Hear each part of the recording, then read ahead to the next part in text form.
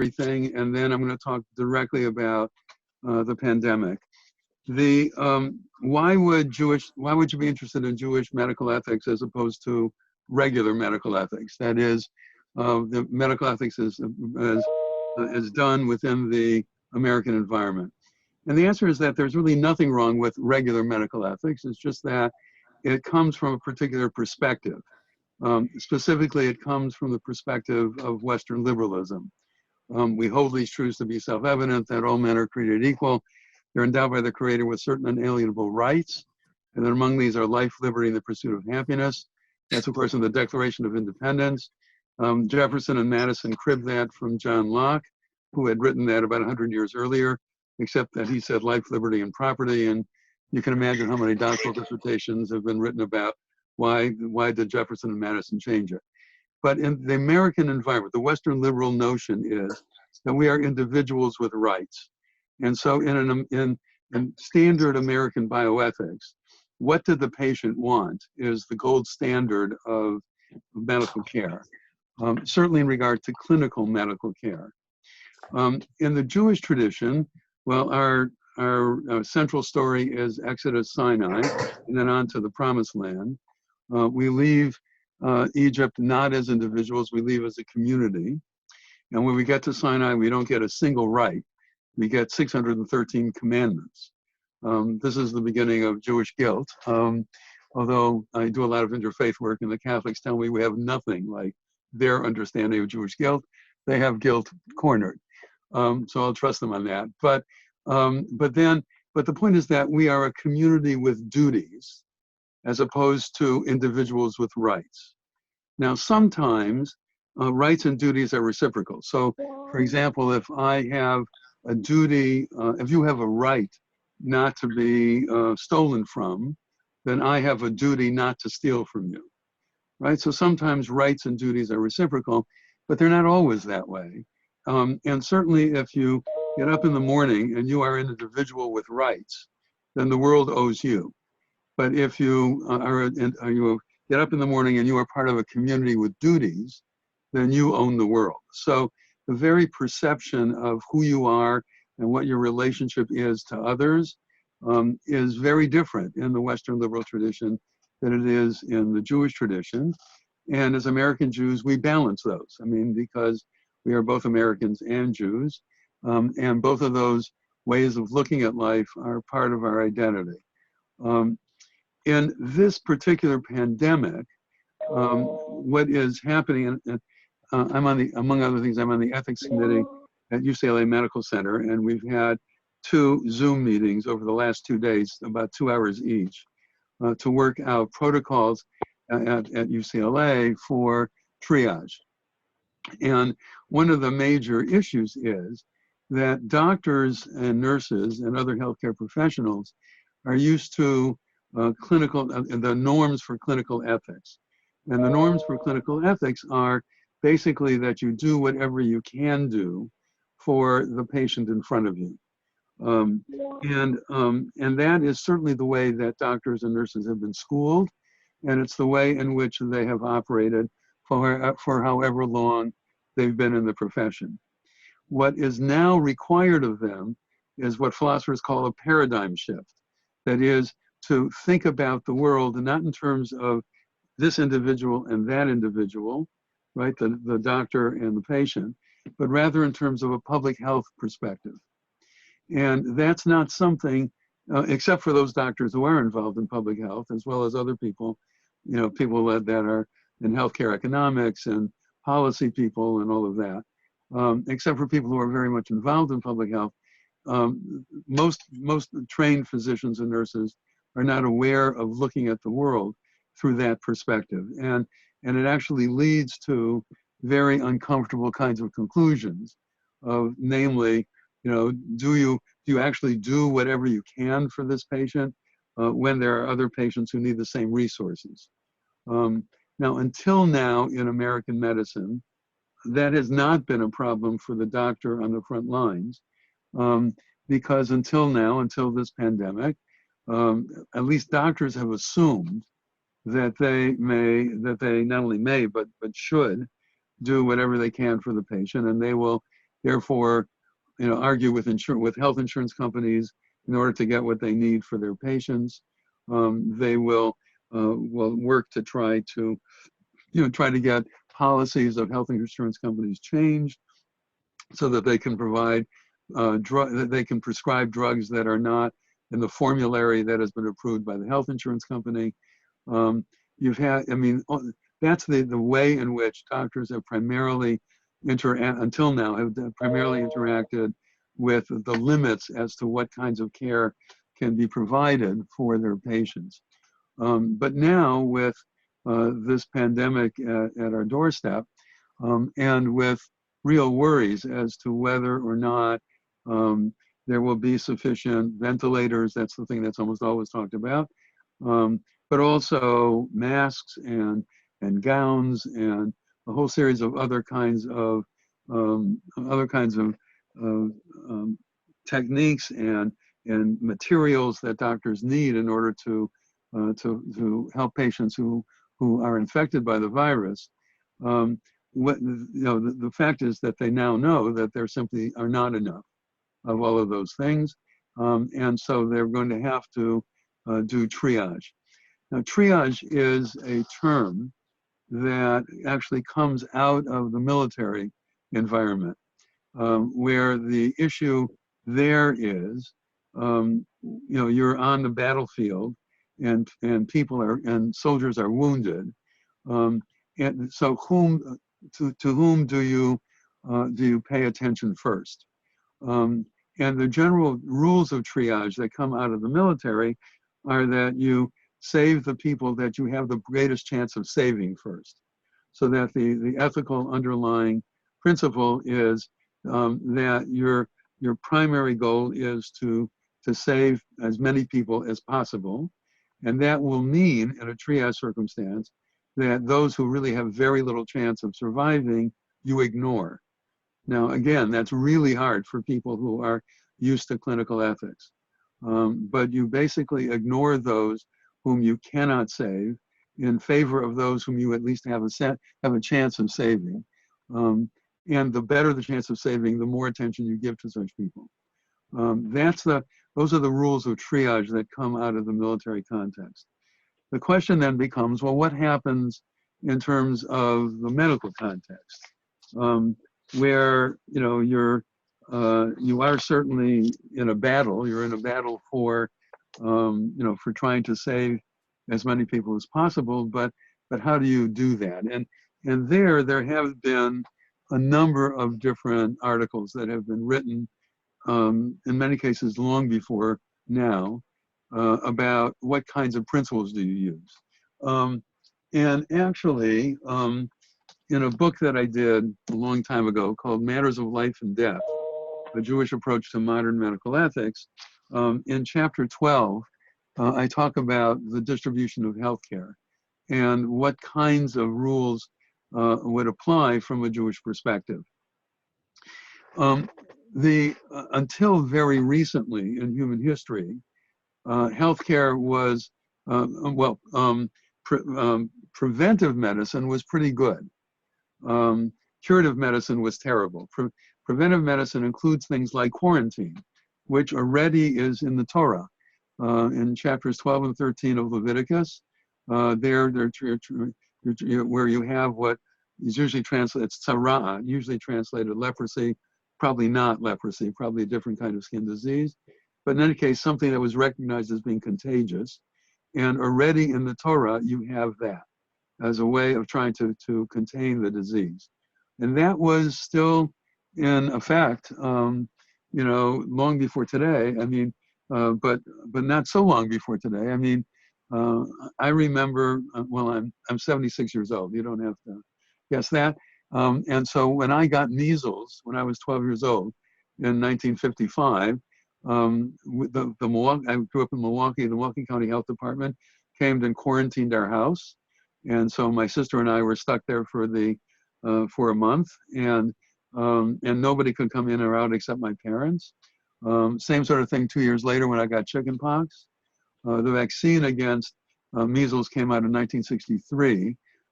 So a lot of our students never even thought about getting measles. I don't know anybody who has them until recently, when some people are refusing to get the vaccine. That's a whole other story, right? Many more of our young people have had chickenpox because for some reason that vaccine is not nearly as often used. Um, but quarantine was one of the preventive mechanisms that our people knew about. They also knew that you needed to cover water, that you shouldn't have too much meat, that you should have fruits and vegetables. They also knew that you should exercise. All of these things are in the Talmud already, and they get expanded upon later on as people learn more and more about preventive healthcare. Curative healthcare, they knew the only things they knew about was that many diseases were bloodborne, and so the standard cure was taking a pint of blood from somebody. As it turns out, that doesn't work for anything except the disease that my mother had, which is polycythemia. That is too many red blood corpuscles, and still to this day, that's the treatment for polycythemia. But for everything else, taking a pint of blood doesn't work. The other thing they could do, some of you may remember the movie Dances with Wolves with Kevin Costner. Do you remember that? It takes place during the Civil War, and in the opening scenes of the movie, he's in the Civil War, he's got a leg injury, he's taken to the sick bay, and what they show in the movie is what was true during the Civil War, namely anesthesia was that you got the patient drunk, and then you saw it. And if the patient did not die of the loss of blood, the patient would very often die of infections after the operation. So in the movie, Kevin Costner runs away, and then the rest of the movie happens. But it portrays accurately what was curative medicine during the time of the Civil War. It was only after the Civil War that a man by the name of Lister figured out that if hospital personnel washed their hands between procedures, fewer people died. Hence Listerine, named after him. And it was only really in the 1920s when you began to get the sulfa drugs that were more effective. Penicillin was discovered by Arthur Fleming in 1928, but they had no way they didn't know how to mass manufacture it. And in October of 1940, President Roosevelt brought together all of the people who were in the biotech company, what we now call pharma, big pharma. At the time, it was anything but big. And the people who were at the founders of what we call Pfizer were the ones that figured out a way to mass produce penicillin, so that by the time you got to D-Day, every soldier had an injectable amount of antibiotics carried with him. That's 1944. So they managed to mass produce it very, very quickly during World War II. But that kind of curative care really began primarily with antibiotics. And I, for one, am one of the beneficiaries of that. I inherited from my father's side of the family a weakness in my bronchial tube. So I've had bronchitis about 15 or 20 times in my life. My father had a brother who in the early 1920s in this country got bronchitis, it became pneumonia, and he died. I'm still around, and it's largely because of antibiotics. And subsequently, of course, there have been all kinds of other drugs that have come on the market that help people cope with issues. So I have asthma, and in the early years, in the 1960s, the only thing they had was theophylline, Tedrol it was called, which would make my heart race, so I had to lie down, although it would enable me to breathe. And it was only in like 1963 that you got Primatene Mist, which enabled me to breathe. Now, I haven't had an asthma attack in 30 years because of some of the preventive drugs that have come onto the market. And similarly for a whole series of other kinds of conditions. So we now live in a world in which curative medicine is much, much better than it was even just 40 or 50 years ago. And preventive medicine has increased also in its ability to to help us keep us both alive and healthy. And that includes things like public health measures, which by the way, are the major reason why we live much longer. It's not curative stuff. The public health measures for preventive medicine are the primary reason why we live much longer than our grandparents did. I mean, just to give you a sense of that, average life expectancy in 1900 in this country was 45. Life expectancy just 100 years later in 2000 was 75.8, let's say 76. We went from 45 to 76 in just 100 years. And none of that was preventive, was curative. All of that was preventive. It included things like indoor plumbing. I mean, I was at a conference in southern India, and you see all these open sewage pits and flies all over the place, and you sort of wonder why people are not sicker than they are. The ability to, public health education, the fact that you're taught to wash your hands before you eat and after you go to the bathroom. Public health education in terms of things like smoking, including not just public health education, but also laws. I was a visiting professor at the Jewish Theological Seminary in 99-2000, and I remember in the middle of that year, there was an article on page 20-something of the New York Times that the state of Maine had just banned smoking in bars. It was the 4th state to do that, and the only state that also barred smoking in restaurants was California. This was 1999. Right now in California, you're not allowed to smoke within 50 feet of the opening to a public building or on Venice Beach or whatever. It's become very, and we passed Proposition 65 a number of years ago, which increased the taxes on cigarettes. And so in order to be able to create ads against smoking directed at teenagers. And as a result, well, let me just tell you, the smoking rate in America is about 21%. The state with the highest smoking rate is, well, West Virginia, followed very closely by Kentucky. The state with the lowest smoking rate, I'll give you a moment to guess, and I'll just give you a hint. As soon as I tell you which one it is, you'll understand why. Utah. Because the Mormons don't allow smoking, right? The state with the second smallest smoking rate is California, which is a much larger population, a much more diverse population. It's 14%. It's a third less than the national average, right? Because of these public health measures, right? Both of education and of laws that make it very expensive and very inconvenient to smoke. Similarly, in terms of things like alcohol and drug abuse, now obesity, campaigns against obesity. I mean, these kinds of things are the reasons why we live much longer than even our parents did, let alone our grandparents. So what does that mean now in terms of this pandemic? Well, part of it is exactly what you're getting in California now. Again, way ahead of the rest of the nation on this, although New York is very closely behind us, that we have to quarantine ourselves because the virus is very contagious, and we need to try to do what we can to help people who have been infected by the virus. And there are different, as you know, there are different protocols there.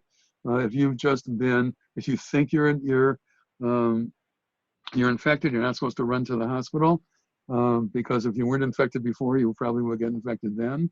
You're supposed to contact your physician by email or by otherwise. By the way, Kaiser and all of the rest, and most of the rest of them have now telemedicine, in which you can contact your physicians that way first to get some advice as to what to look for. I mean, how do you, if you're not medically trained, how do you distinguish being infected by COVID-19 as opposed to the regular flu or just having a cold? You need to learn to distinguish those kinds of symptoms and to treat yourself appropriately. And you have to know when, in fact, you should go to the hospital, to the emergency room, and and you need to learn to be able to distinguish those things that you would normally talk to your doctor about, which you still can, on using the forms of internet connection that thankfully we now have. When polio was around, I'm old enough to remember before the vaccine that a number of people I knew got polio, and we were scared stiff of it. You could call your doctor, but you couldn't connect with your doctor in any other way. And until the vaccine came on board in 1956, there were people who were infected by polio and died of it, or were very, very severely handicapped by it, including a very good friend of mine. So, I mean, now at least we have the ability to communicate in the way that we're doing it right now, and in other ways. So it's important to be able to do that. In the classical Jewish tradition, medicine, as I said, curative medicine was both largely ineffective and therefore cheap. So the tradition didn't really talk about triage in terms of medicine. It talked about triage in terms of two other contexts, namely poverty and redemption of people from captivity.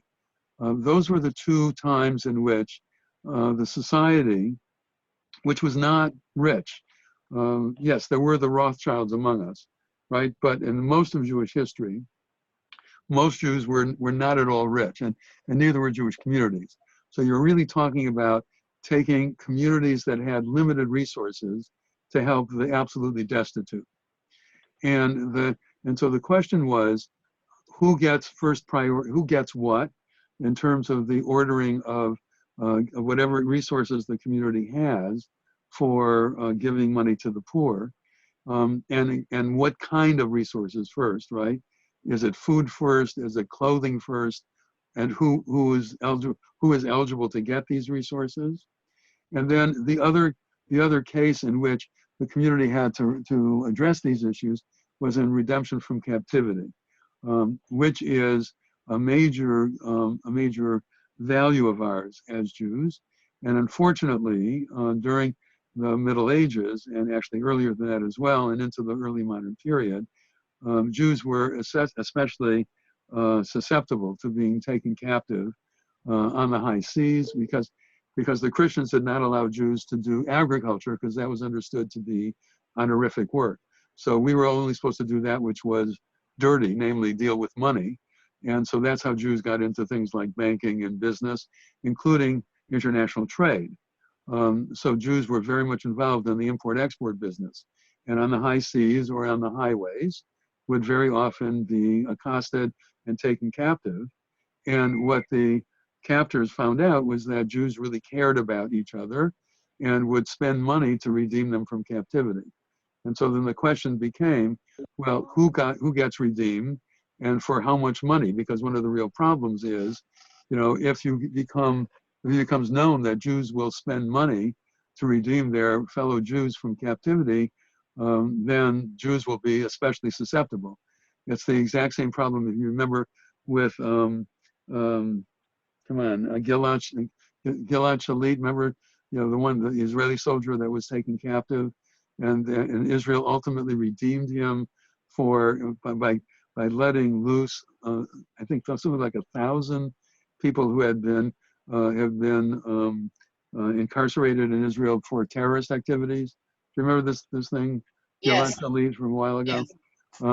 That's a real problem, frankly. And Israel, on the one hand, you understand it because if everybody in Israel has to serve in the army, you want them to be able to know that Israel will really be there for them if they're taken captive. But on the other hand, what it leads to is, this is one of the ways in which Israel's enemies are able to undermine Israel. So it's those two kinds of contexts in which the Jewish tradition dealt with this.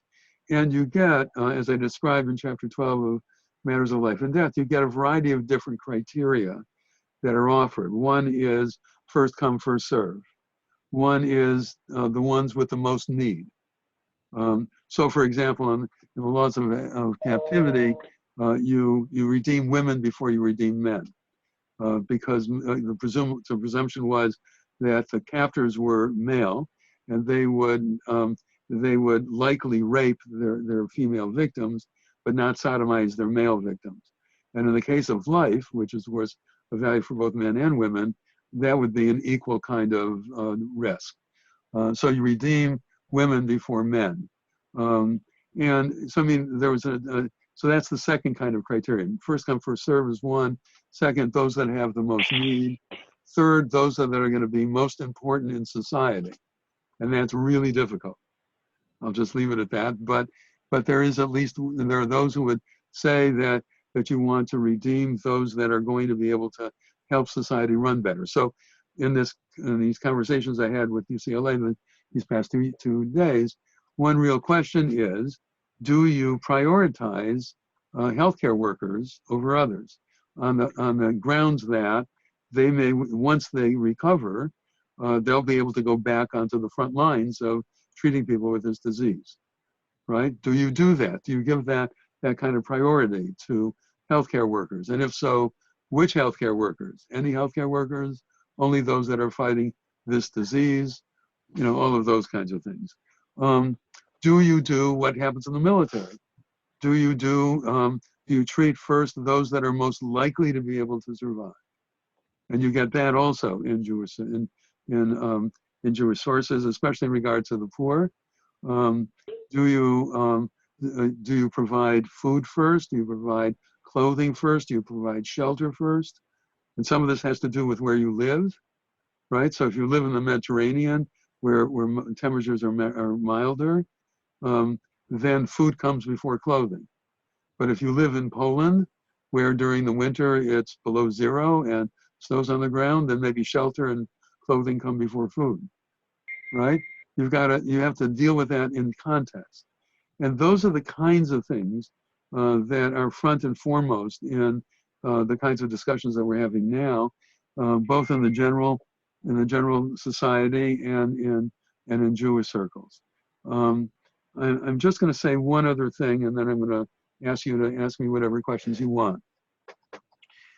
One of the ways in which the Jewish medical ethics is really rather different, rather remarkably different, I would say, from standard American medical ethics, is that American medical ethics inherits from the Western philosophical tradition a dichotomy between mind and body. This goes back to Plato, where the mind is the distinctly human in you, and the body is the animal in you. And that then gets translated, and the mind-body problem is a stock issue in Western philosophy to this day. Namely, if the mind and the body are so separate from each other, then how are they at all connected? Descartes thought they were connected in the 17th century through the pineal gland. It's a gland in your head. That was the magic place where they were connected. But what that has led to in American medicine, until very recently, and I mean, especially from, let's say, the 1930s to our own time, is that physicians are trained primarily to deal with the body and to try to take what is a sick body and to try to make it well. The Jewish tradition understands mind and body to be intricately connected with each other, right? So that our body, our soul, that is our mind, our emotions, our will, right? All of those things are internally connected with each other. So from a Jewish perspective, the way in which we think about ourselves is also how we can treat our body and how we feel and will. The way we treat our body will affect how we think about ourselves and how we feel about ourselves and what we will, what we desire. All of those things are very much connected within us. And then in addition, again, as an American, I'm an individual with rights. But as a Jew, I'm a member of a community. And one of the issues that this results in is that the Jewish tradition from very early on has a commandment to visit the sick. Because nobody likes to visit the sick, in part because you're not going to see the sick person in the usual places you see that person, especially if that person is in a hospital. You don't want to go there because it reminds you of your own mortality, because If you want to avoid illness, that's probably the worst place to go if you want to avoid illness. And that's just the schlep of it all, right? You've got to put it in your calendar. You've got to pay for parking. And then when you get to the patient's room, two things are likely to be the case. One is the patient sleeping, or the patient is out for tests, and that's not going to convince you to come back, right? So I'm not going to encourage you. But yet the tradition says that it's a mitzvah, a positive commandment to visit the sick, because it recognized that illness is, among other things, isolating. And already in Genesis chapter 2, it's not good for people to live alone, right? I'll quote you a more recent Jewish source. People who need people are the luckiest people in the world. All right, Barbara Streisand. Anyway, right? We have a very deep psychological need for being in touch with each other. Yes, we all need time alone, no question about that. But we really need to be in touch with each other. Just to give you one example of that, in a prison environment, short of execution or torture, the harshest penalty is solitary confinement. And unfortunately, we have evidence of the fact that people who are held in solitary confinement for long periods of time go insane. So we really do have a need to reach out with each other. Don't reach out and touch someone these days, right? Literally, but please understand that in this time, even more than usually, there is a real need for people to be in touch with each other, electronically, obviously, for people outside your immediate family. But that's not just a good thing to do. That's really a commandment from our tradition. And then one other thing that the tradition tells us about is, what do you talk about? And the tradition is really quite clear about these kinds of things, right? Let me just tell you, you talk about the same kinds of adult topics you would normally talk about if the person were well. Because the second aspect of illness, it's isolating, it's also infantilizing. And let me just tell you that patients get sick of talking about the weather and the food in about 3 seconds. So what do you talk about? You talk about the same topics you would normally talk about if the person were well. So if that's, you name it, if that's books or politics or movies or show business or whatever, sports, whatever it is you normally talk about, do that. Because the underlying message you're giving when you do that with a sick person is that you still count, that you're still an adult. You have not been infantilized by this, at least in terms of how I understand you. So 2 things I think that you need to take from the Jewish tradition in terms of the current pandemic is, first of all, you really do need to follow the rules about quarantine. But secondly, reach out and talk to other people by phone, by Zoom, whatever it is, and talk about things that you would normally talk about, even if the person is suffering illness at this point. Let me stop here and take some questions. Elliot, thank you so much. Erudite, as always, going from Genesis to Barbara Streisand. Okay. I'm going to, please send me your questions via chat, and I'm going to read them to Elliot. And we've already gotten some questions, so I'll start. Here, how are the triage decisions likely to be made in the current context? Will each hospital or treatment center make its own decisions, or will there be any movement towards a collective approach? Is it fair to assume that each of the major centers has an advisory group, such as the one you participate in at UCLA? Okay, so let me start with the end of that. It is definitely the case that every hospital that I know of anyway has an ethics committee. And that ethics committee, if UCLA is any indication, is very heavily involved now in trying to make these kinds of decisions. There are also centers for bioethics, the Hastings Center, the Kennedy Center, and there's a Center of Ethics at UCLA, actually, which also have been talking a lot about these things and publishing things. Neil Wenger, he was a Hebrew High student of mine a long, long time ago. Now in his 50s, I'm old. He's the chair of the ethics committee at UCLA, and he is also the head of the ethics center there. And they have been doing a lot of this, but they're by far not the only ones. There is no, as far as I know, no national set of directions yet on this. And in order for there to be that, there would have to be government commissions. And I've served on several government commissions that come up with a variety of different things. So, you know, one of the commissions I was on was talking about guidelines for research on human subjects. And that then became part of the law of the United States, right? But that takes a long time. And as far as I know, there has not been anything like this for triage issues on a national basis or even on a state basis. I'm now on a state commission for stem cell research in terms of ethical guidelines for that. As far as I know, there's neither on the state level nor on the federal level anything like this. That's the reason why every hospital is doing this on its own. And to some extent, that makes sense. Because if you've looked at some of the statistics, New York is by far, New York City is the epicenter of the virus right now, followed by California. And in other, there are documented cases of this virus in every state of the union, but there are some that are much more effective than others. And so the resources that some places will have will be much greater than what others will have. And so triage issues will be much more upfront in places like New York City and California than they will be in Wyoming. That doesn't mean they won't arise there at some point, maybe. And frankly, we hope they won't arise here either.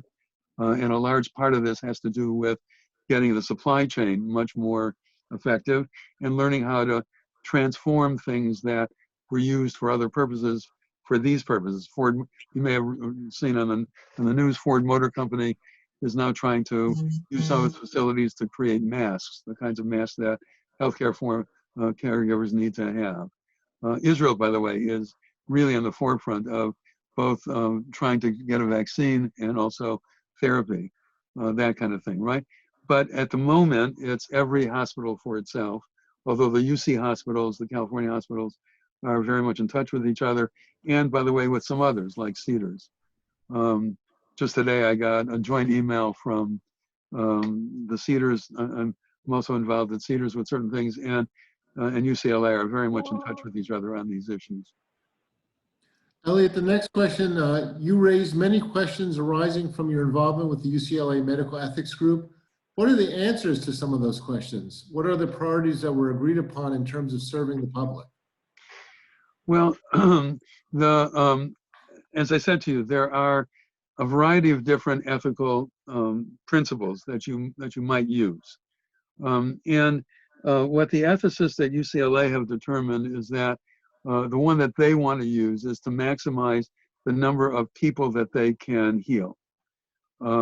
So what that will mean is that they've triaged. So yesterday, for example, we had a long conversation about pregnant women. Do they get first priority if they are not in the early stages of pregnancy, but in the later stages of pregnancy, when the fetus was already viable outside the woman's womb, even if normally she would, and as far as you know, she still will carry for another month or two, right? Does she get priority because that's saving 2 lives as opposed to 1, right? That's the kind of thing we're talking about. What about people on the front lines, like the healthcare workers? Do they get priority because because at least as far as we've seen so far, there are people of all ages who have died of this. But the people who have died of this most are older people, especially with pre-existing conditions like asthma or fighting cancer or something in that order, right? So do healthcare workers who are younger and are likely to recover and are able to return to the front lines, do they get precedence over other people? And then is it simply first come, first serve, or is it the people that that you're most likely to be able to cure first, and then those less likely afterward? So the basic principle that has sort of emerged in those discussions is we want to save as many people as possible. Elliot, the next question, are there any specific Jewish bioethical considerations regarding the virus that are present in Israel and not here in the United States? Not as far as I know of. They also are involved in quarantine. They also are very heavily involved in trying to develop cures for the disease, vaccines, first of all, to prevent it, and also cures for it for those who have it. You may know that my granddaughter was on the TEAV, the USY program, gap year program for Israel. They were all sent home. And it's a very, Israel has taken this very seriously. And the general rules are the same ones that are here, really, in terms of the actual healthcare things. What I just saw today in the Jerusalem Post is that even some of the Orthodox rabbis are going to allow Zoom seders, so that you don't have your extended family, you only have your immediate family for Pesach. By the way, we in the conservative movement have allowed it as well, and would recommend it, actually, so that we don't infect other members of our own family. One of the issues that we in the conservative movement, I happen to be chair of the Conservative Movement's Committee on Jewish Law and Standards. Among the things that we've been emailing about and Zooming about it, I can't tell you how many hours I've spent in front of this screen, are things like what happens if a baby boy is born during this time? What do you do with a Brit Milah? Answer is one of two things. First of all, a number of hospitals are suspending elective procedures altogether. So for them, it's a moot question. But for those that are doing it, preferable to circumcise the child in the hospital and then do the liturgy months from now when you're able to convene everybody. Maybe you'll do Hatafat Brit then, maybe not, but that's simply for health reasons. That's probably better for the baby. But if you can't do that, then you postpone it. You don't do it on the 8th day when you're bringing people together and all of that. So you wait until 3 or 4 months from now, or whatever amount of time is, and then you do the Brit Milah at that point, probably with a doctor present, because Moalim are used to doing it for 8-day-old babies, not for babies that are older than that. The other side of life, funerals. What do you do with that? Do you do tahara, the usual washing of the body? Answer: no, you don't. Do you do a funeral? At most, you do it at graveside with only at most 10 people there, and it's only done with the person in the body bag, and you use the mechanical mechanisms that cemeteries have for burying the dead. You don't do a shovel handled over from one to the other, right? I mean, all of these things that we've had to think about now as a result of this pandemic, and those same kinds of considerations are going on in Israel. Elliot, I'll use the chair's prerogative to ask a question. So it's been widely circulated on social media pictures of ultra-Orthodox weddings in the United States and Israel where, as of yesterday, hundreds and hundreds of people participating, and they weren't 6 feet apart. How do you understand that as a Jew, and what would you say to them? And obviously, it has implications for how people perceive us in society. Well, I mean, to be very frank, I think they're crazy.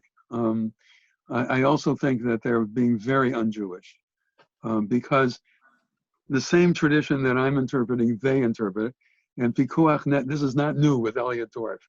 Pikuach nefesh takes precedence over weddings and Shabbat and Pesach and Kashrut. It takes precedence over all of that.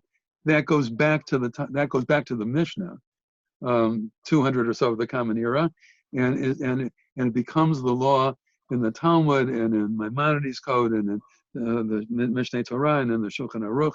They are simply violating Jewish law every single time they do that, and unfortunately, they're suffering for it. There's a lot of the virus that has spread into the Hasidic community in places like Williamsburg. Now, I mean, normally I'm a pluralist, right? I mean, I really do think that the Jewish tradition is a very rich tradition. And I very much appreciate that Jews plug into their tradition in a whole variety of different ways. I mean, I've done it in my own particular way. I'm a conservative Jew, and I've written books as to why I'm a conservative Jew. I've thought about it a lot, okay? But I don't think that people who identify Jewishly in other ways are stupid or crazy or whatever, right? Not at all. I'm very much appreciative of the plural ways that our tradition has enabled us to identify with the tradition. That said, when you are doing something that endangers the lives of your own community, let alone those all around you, that's just not acceptable. It simply is not. Next question, would it seem like the health of the doctors and nurses come first if we want to save the most people? Think of the guidance when you get on an airplane, then you should put an oxygen mask on your face first before your child. Right. Well, that's exactly what we were talking about on the UCLA stuff yesterday. The one question here, and I must say it was taken very seriously, is, do you mean all healthcare professionals or only those treating this virus? Well, what about the emergency room care that is extended to anybody who comes into the emergency room, often with real emergency situations? What if you have somebody who has a heart attack? What happens if you have somebody that, that has a traumatic injury, a car accident or something, and is bleeding profusely, right? And will die for that, right? So do you save those people as well as the people treating the virus? Do you save people who are doing routine care, right? What about your primary doc, who may now be, put into new situations that they're now being trained for because of the lack of doctors. I just saw on, I think it was CBS this morning, that there's an attempt to try to get retired doctors back into the stream of active service, because there's a real shortage of professionals, and the ones that are there are just exhausted. So yeah, I mean, this is, we're all in new territory here. Let's just say it very straightly. But the idea is to try to save as much, first of all, to try to prevent the disease, because on this disease, at least as much as any other, an ounce of prevention is worth a pound of cure, right? So the first point is you have to do what you can to prevent the disease. And then afterward, you try to maximize the number of people who have the expertise to help the rest of us. Elliot, we'll have to conclude at this point. I know you're a very busy schedule. I'd like to thank everyone, board, member of the advisory boards, first for your service to AJU. Your guidance, especially during these difficult times, is of enormous importance to myself and my senior colleagues. I'd also, again, encourage you to continue to watch our programming on Bayachad Together, spirited by AJU. Please register for my session tomorrow with Barry Weiss, New York Times op-ed columnist. That'll be at 10 a.m. It's free, as is all our programming, but you do have to register in advance.